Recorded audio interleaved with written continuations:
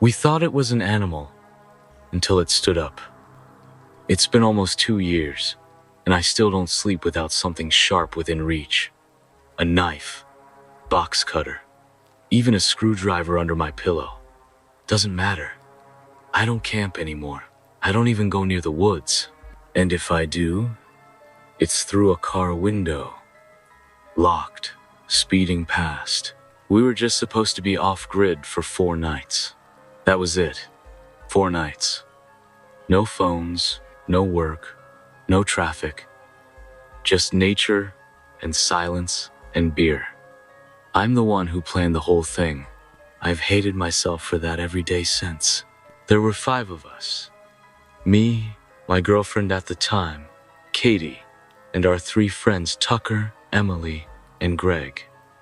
We were all in our late 20s, early 30s. We'd known each other since college. Monthly hangouts, game nights, backyard barbecues. You know, the kind of friends you think will be around forever. I booked this spot in the Wind River Range, Wyoming. Remote as hell, about an hour's hike in from where we parked. No cell signal, no ranger stations nearby. Just a patch of forest with a glacial lake nearby. The kind of view that makes people post inspirational quotes on Instagram. We had 2 tents, one for me and Katie, one for the other 3. Basic gear Costco pop-up tents, Yeti cooler full of drinks and food, dehydrated meals, a bear canister, and one of those solo stoves from REI. We were prepared, but not paranoid. The first night was fine, beautiful even, a little chilly. Stars so bright they looked fake. We made chili in the jet boil, drank beer, passed around a blunt, played that dumb would you rather game until 1 a.m. But the second night is when things started to feel off. It was maybe around 3 in the morning. I woke up to this crunching sound, like something heavy stepping over dry pine needles. I thought it was a deer, or maybe an elk, since we'd seen some earlier that day. I unzipped the tent as quietly as I could, trying not to wake Katie, and I saw nothing. Just dark trees swaying. Our fire had long gone out, but I swear to God, the air felt wrong. You ever just know when something's watching you? That pressure on your chest, like the woods themselves are holding their breath. I didn't sleep the rest of that night. The next morning, I asked if anyone else heard anything. Greg brushed it off. Probably a raccoon or something. Maybe a moose. But Emily looked weirdly pale, like she hadn't slept either. I caught her rubbing her arms, staring at the tree line like it had whispered something to her. She didn't say much that morning. We shook it off. We hiked a bit, took photos. Katie was laughing again, and for a while it felt normal. But that night, the solo stove was missing. I thought someone was screwing with us at first, but no one had moved it. It was there when we went to bed. We all tore through the area with our headlamps, calling each other assholes, even checked down near the creek. Nothing. Katie got creeped out and wanted to hike back to the car, but it was already late, and none of us wanted to hike through the woods in pitch black. Greg made a joke like, "We'll get murdered by a hillbilly with a shovel, but at least we won't trip on a root." No one laughed. That night I stayed up, just watching, listening. I had my little flashlight and the mini hatchet we brought to cut firewood. Around 2:30 a.m., I saw someone or something step out from the trees. At first, I thought it was just a big animal, like a bear on 2 legs. But it didn't move like that. It was hunched, jerky, like someone pretending to be an animal. And then it just stood there, watching our camp, silent. I held my breath. Didn't move. It didn't either. Just this tall, stiff figure half concealed by trees. I couldn't see its face, but it had arms. Long, pale arms hanging at its sides. Then it crouched down, slowly, almost like it was trying to crawl closer without being seen. I ducked back into the tent and locked the zipper. My heart was hammering so hard it made my ears ring. I woke Katie up. She didn't believe me at first. Thought I was just having some paranoid stoner meltdown. But I know what I saw. And it was not a fucking animal. The next morning, we found the cooler open. Food gone. Not scattered. Not chewed gone. Like someone had walked off with it. The cooler being open wasn't what freaked us out. It was how it was opened. The latch was undone. Carefully, not chewed. Not scratched. Not forced. It looked like someone had gently lifted it, like they knew exactly how it worked. Our food was just missing. All of it. No trash left behind. No wrappers, no crumbs, even the sealed stuffed protein bars. The vacuum-packed jerky, packets of ramen gone. Tucker was pissed. Some backwoods hick probably snuck into our camp while we were asleep, he said. Probably watches hikers come in, waits for them to pass out, and steals their shit. I didn't say what I saw the night before. Not yet. Not out loud. I just watched the others as they paced around, checked their backpacks, argued about hiking back. Emily was dead quiet.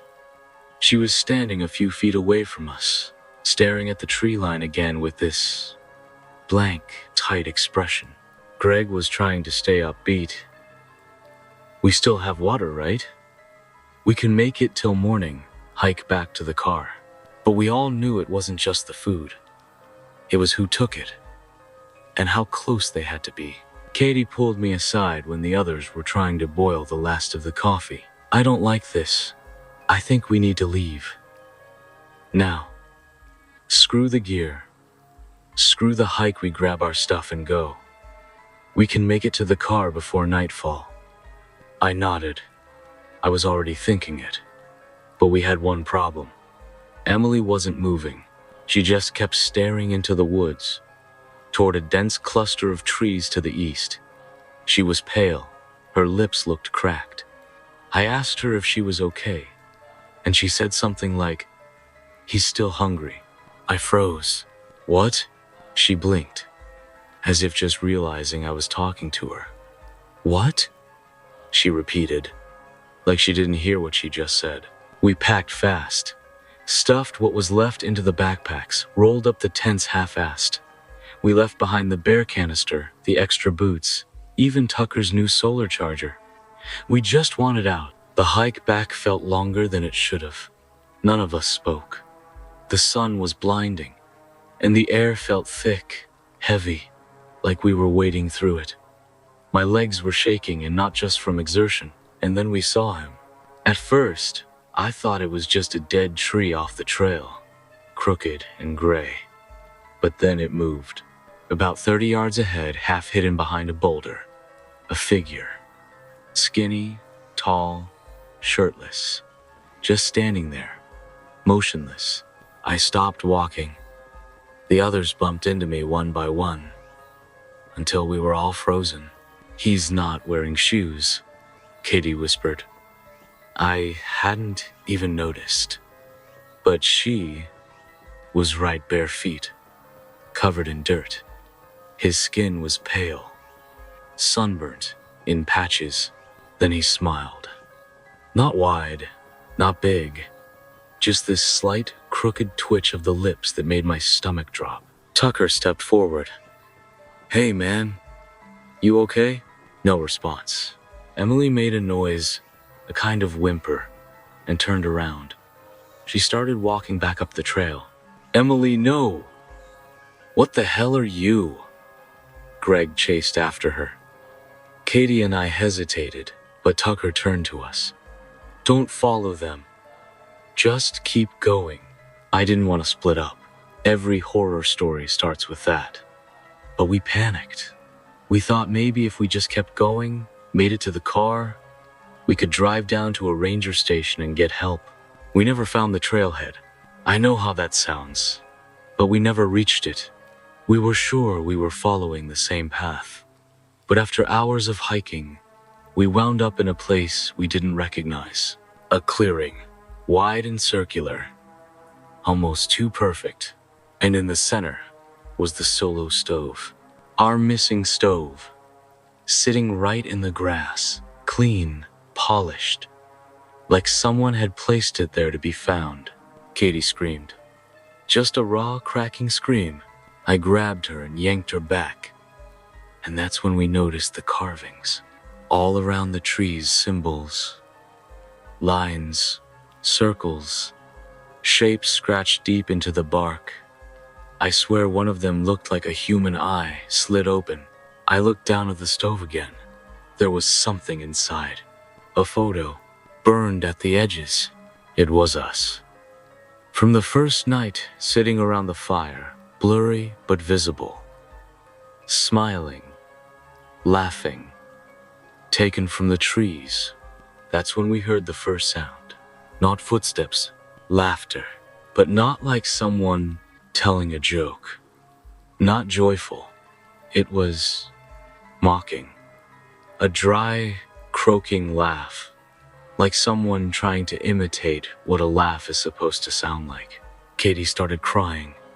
I grabbed the hatchet from my bag, turned in circles, scanning the woods. We couldn't see him, but we knew he was there, watching, close, and we were trapped. I don't even know how long we stood there. Just frozen, surrounded by those carved trees, staring down at that photo like it was proof we were already dead. That mocking laugh came again closer this time. It echoed weird, not natural, like it was bouncing off trees that shouldn't have echoed at all. Katie was shaking so hard I could hear her teeth clicking. I grabbed her hand and pulled her away from the stove. I didn't look back. I couldn't.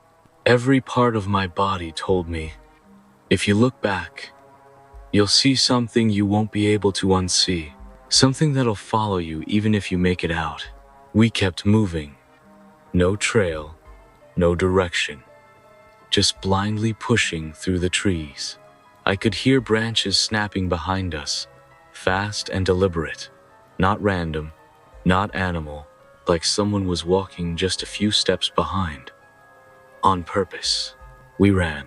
Katie tripped once, landed hard on her side. I dragged her up and didn't stop. The woods didn't even look the same anymore. There was moss on trees that hadn't been there earlier, weird scratch marks on the rocks. At one point, we passed a tree with a shoelace nailed into it. Just nailed. One lace. Who does that? Eventually, we came across what looked like an old service road. Just this narrow, overgrown strip of dirt and gravel. We followed it, not knowing where it went. We didn't care. That's when we heard a voice. Hey, you guys okay? It was a man, maybe late 40s. Beard, flannel, baseball cap. Had a small pack on his shoulders. He looked like one of those solo hikers who just likes getting off the grid. We froze. Whoa, sorry, he said, raising his hands. Didn't mean to scare you. I saw you running. You guys lost? I looked at Katie. She looked at me. And for a second, I felt this wave of relief. Like maybe it was over. Maybe it was just some insane coincidence. And we were about to get help. He offered us water. Told us there was a hunting cabin about a mile down the road where he'd been staying for a couple nights. Said we could rest there, use his GPS to find our way back to the parking lot. I wanted to believe him. I really did, but something was off. He never asked what we were running from. Even after we told him we were being followed, after we showed him the photo we found in the stove, he just kept nodding, like he already knew. Not shocked, not confused, like he was waiting for us to bring it up. We followed him anyway. We were exhausted. I had a migraine so bad I thought I might pass out. Katie had a cut on her hand that was bleeding through the bandage. The cabin was real, old, wooden, probably 12x12. One room, wood stove, Cot, dusty lantern on a table. No electricity. Smelled like mildew and something else. Metallic. He told us to sit and rest while he got something from outside. I should have stopped him. Should have checked the goddamn door. Katie was sitting on the cot, her head in her hands. I walked to the table, picked up the lantern. There were carvings on it. The same kind of symbols we saw in the clearing. Circles, lines, scratches that didn't look decorative, they looked obsessive. I opened the drawer below it. Inside were photos. More photos. Some old, some newer. People around fires, sleeping in tents. Close-ups of faces, some taken from inside tents while they were sleeping. And at the bottom of the stack, a photo of us. Again. From that morning, Katie pouring coffee, me crouched near the fire pit, Greg flipping the tent fly. My hands went ice cold. Katie, I whispered, we need to leave. Now. She looked up, dazed. Her lips were grayish. I think she was going into shock. I grabbed her arm and pulled her toward the door. But it wouldn't open. The lock had been bolted from the outside. That son of a bitch had locked us in. I slammed my shoulder against it. Nothing. The walls were solid. Thick logs. No windows. The only light came from the cracks in the doorframe. That's when I heard it again. That laughter. But this time, it was coming from right outside. Different voice. Higher. Like a woman. But just as wrong. Just as hollow. Katie backed away into the corner of the room. What do they want? She kept whispering. Over and over. What do they want? What do they want? What do they want? I found an axe propped up near the stove. Old and rusted, but heavy. I raised it and slammed it against the door hinge. One hit. 2. 3. Wood splintering. Outside, the laughter stopped. Silence. Then something hit the other side of the door. Hard. Once. Twice. The whole cabin shook. A sound like nails dragging down the wood. Slow. Deliberate. Then a voice. Low and crackling. You left the others behind. I froze. No one had said that out loud. Not me. Not Katie. But it was true. Emily and Greg. We left them behind. And now someone or something knew it. I smashed the door one more time, and it burst open. Sunlight hit me like a punch. We ran. No plan, no direction. Just raw terror propelling our bodies forward. We didn't stop until it was dark again. We didn't see him, but we heard him every time we paused to breathe. A twig snapping. Breath just behind us. That fucking laugh. We weren't alone. And we weren't being hunted for sport. This was personal. We didn't sleep. We didn't even sit. We just stood there, in the dark, holding each other like scared kids at the edge of a nightmare. Every sound felt like it was meant for us. Leaves crackling, whined through branches. The occasional snapping of a twig that didn't match the rhythm of nature. We kept waiting for that voice again, the one that somehow knew things. Katie was trembling uncontrollably. Her lips were dry and split. At some point in the night, she whispered, I think he's in my head. I didn't know what that meant, but she meant it. She wasn't being dramatic. She looked haunted. We moved again just before dawn, trying to find higher ground. I remembered from the topo map that there was a ridgeline somewhere north of our original camp if we could find it. Maybe we'd get a signal. Just one goddamn bar. That's all we needed. We kept moving uphill. Katie was starting to limp. Her ankle had probably rolled at some point during the run from the cabin. We had no food, barely any water, and the last energy bar in my pack had mold on it. The sun didn't help. It just made us feel exposed, like something could watch us more easily now. Around midday, we found something. Not what we were hoping for. It was a campsite, but not ours. 2 tents, flattened. Not like they'd collapsed, like they'd been stomped down. Poles snapped. Fabric shredded. There was a backpack torn open, gear scattered around. I saw a sock nailed to a tree, just like the shoelace, but no people. No blood. No names. No noches. Whoever had camped here was gone. Katie sat down, trying not to cry. I was already numb, but something about the silence here felt worse than before. Like this was a place where something happened, and the air still remembered. I picked up a crumpled trail map from the ground. It had a single word scratched into it.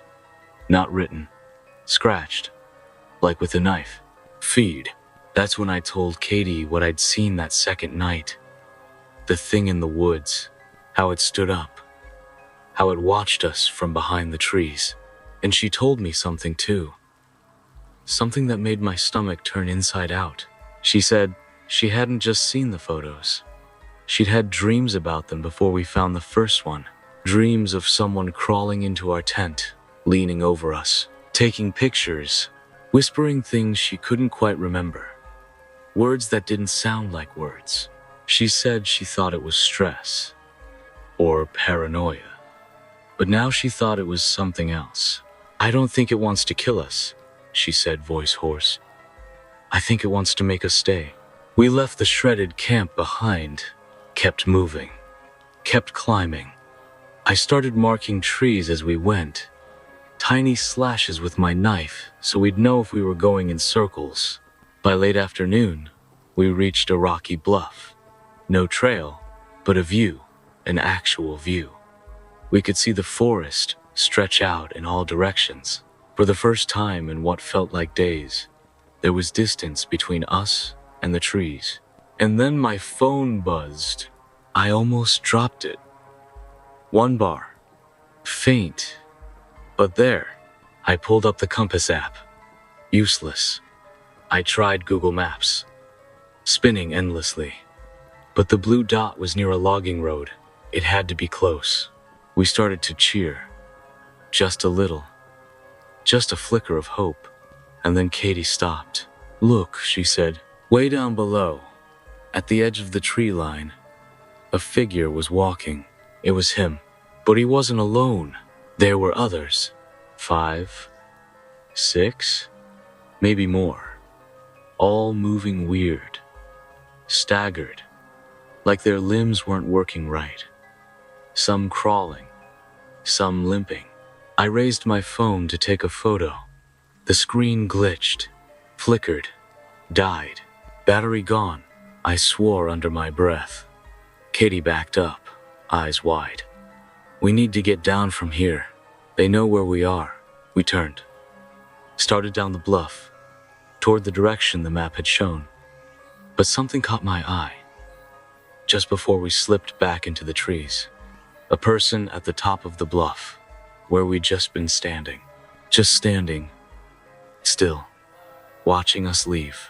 Only, we hadn't passed them. We would have seen them. They had just appeared, wearing Emily's hoodie. I didn't tell Katie. I couldn't. She was barely hanging on. We ran. Branches whipped our faces, rocks tore at our shoes. Katie was sobbing openly now, saying, "It's not them, it's not them," over and over. The woods started changing again. Trees closer together, bark darker, roots like veins pulsing through the soil. I swear the air felt wet. We saw light ahead. Not sunlight. Electric light. A trailer, run down. Generator humming beside it. Metal door, one grimy window. We didn't think. We ran straight to it and pounded on the door. Someone opened it. A woman. Maybe 60s. Wild eyes. Hair tied back in a filthy bandana. She looked like she hadn't seen people in a year. She didn't say hello. Didn't ask what happened. She just said, "You shouldn't have stopped." Then she slammed the door shut again. We stood there, blinking at the rusted trailer door like it had just swallowed our last chance. The generator buzzed beside us, giving off a faint warmth, but the air felt colder now. Katie started knocking again, harder this time. Please, please, we need help. Nothing. I was about to start yelling when I heard the click. A lock turning. The door creaked open just an inch. Enough for the woman's bloodshot eye to look out at us. I said you shouldn't have stopped, she whispered again. But you're here now, so you better shut the hell up and come inside before they hear you. We didn't hesitate. She pulled the door open just enough for us to squeeze through, then slammed it shut and bolted 3 separate locks behind us. Inside, the trailer was hot, muggy, like the heat had nowhere to go. Everything reeked of oil, sweat, and something vaguely like rot. It was lined with books, maps, boxes of canned food, a tiny gas stove, and a mess of rope and tools spread across the tiny table. Katie collapsed onto the floor, cradling her swollen ankle. I just stood there, panting, staring at the old woman. She was wearing an oversized flannel shirt and military pants tucked into worn boots. Her hands were stained with grease. She looked like someone who'd been surviving, not living. I finally managed to ask, "Who are you?" She didn't answer. She went to the tiny sink, poured some water into a rusted pot, and dropped a handful of crushed leaves in. The stove clicked on with a hiss. "You two saw him," she said, voice flat. "Didn't you?" Katie looked up. "The man in the woods?" The woman snorted. "Man, that's cute." I stepped forward. "What the hell is he?" She stirred the pot with the end of a screwdriver. "Used to be a man, maybe. Long time ago. Now he's something else. Something that feeds." That word again. Feed. Carved into trees, scratched into maps, whispered in dreams. "He finds campers," she went on. "Only the isolated ones. The ones who hike deep. The ones who won't be missed for a few days. He watches, waits. He doesn't just want bodies. He wants people broken." She looked at us. "That's why he plays games. Steals your gear. Takes your food. Scratches things into your tents while you sleep. Photographs you when you're unaware. He wants you starving. Desperate. Scared." Katie let out a choked sound. "We left our friends." The woman nodded slowly. "That's the first thing he does. Splits you up. Makes you believe it's your fault. Guilt is the final nail." I was still trying to process what she was saying. "What happens when he gets you?" The woman didn't speak.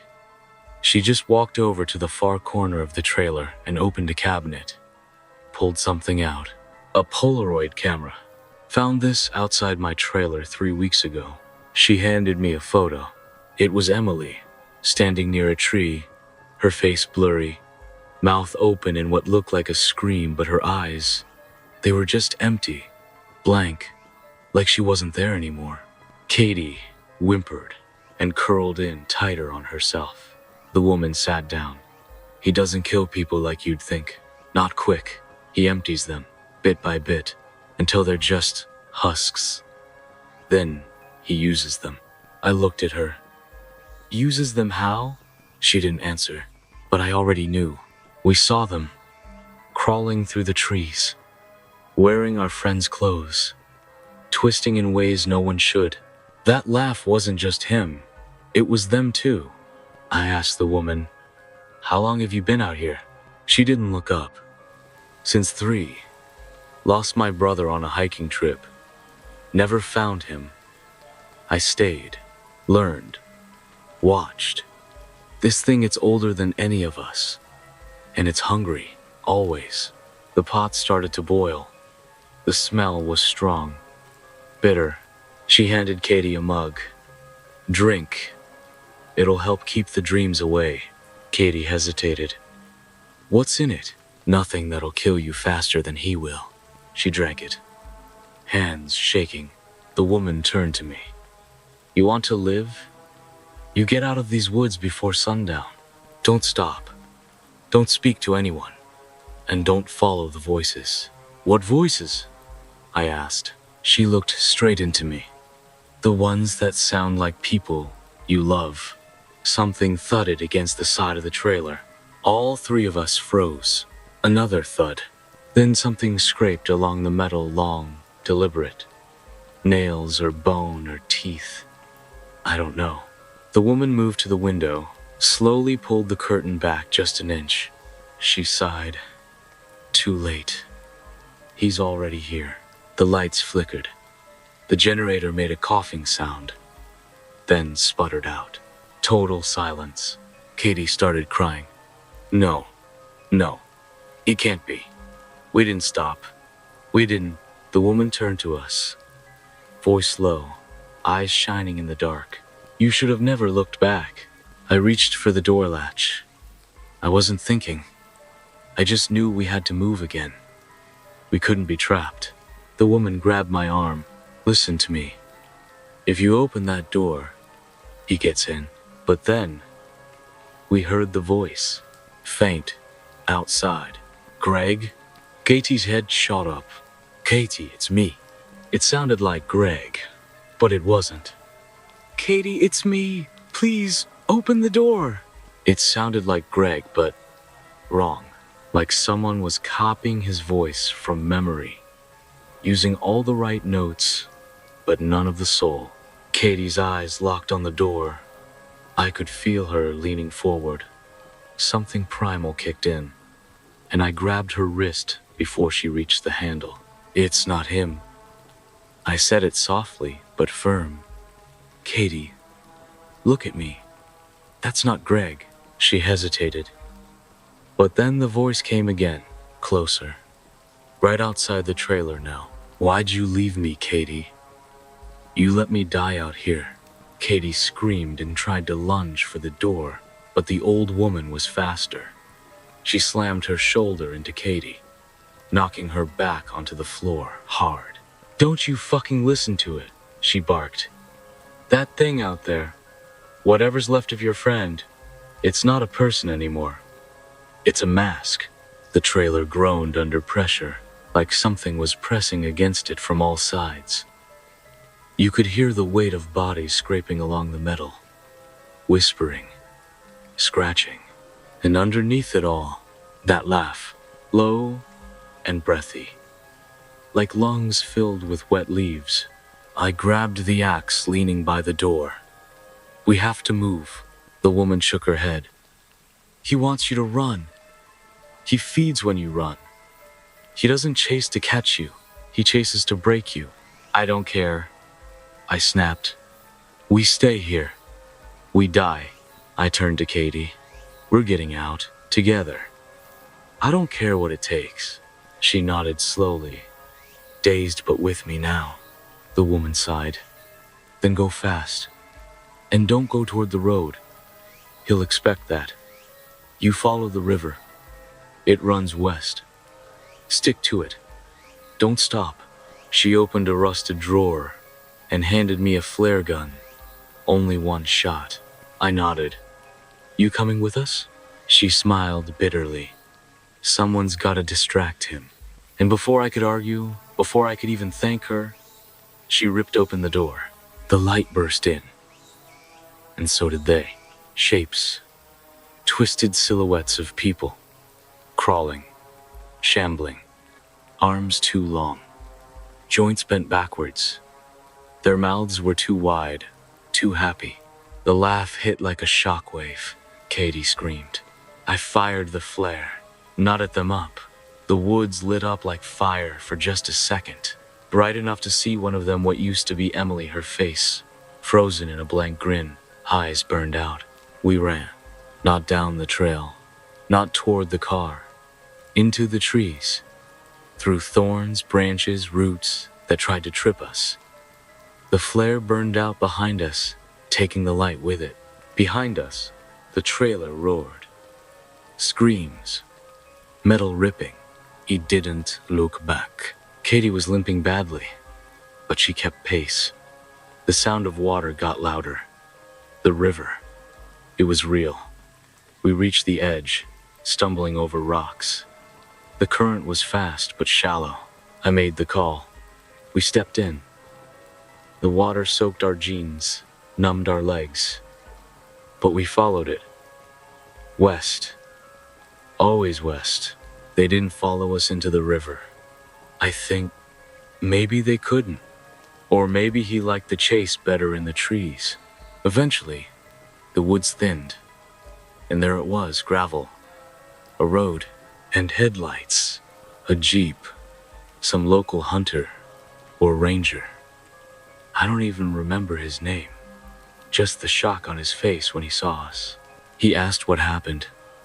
We didn't answer. Just got in the back. And kept breathing. We didn't report it. What would we say? That we were stalked by something that wears the people it kills? That in the Wind River Range, there's something out there that takes joy in unraveling human minds like string? We told the cops we got lost. The others were listed as missing. They never found the camp, or the trailer, or the stove. Sometimes at night, I dream about the clearing again, about the symbols, about the photo inside the solo stove. Sometimes I swear I hear Greg's voice calling from the tree line. Soft, sad, you left me behind, but I don't answer. I don't stop. I don't look back, because I know now that's when it finds you, and it never stops feeding.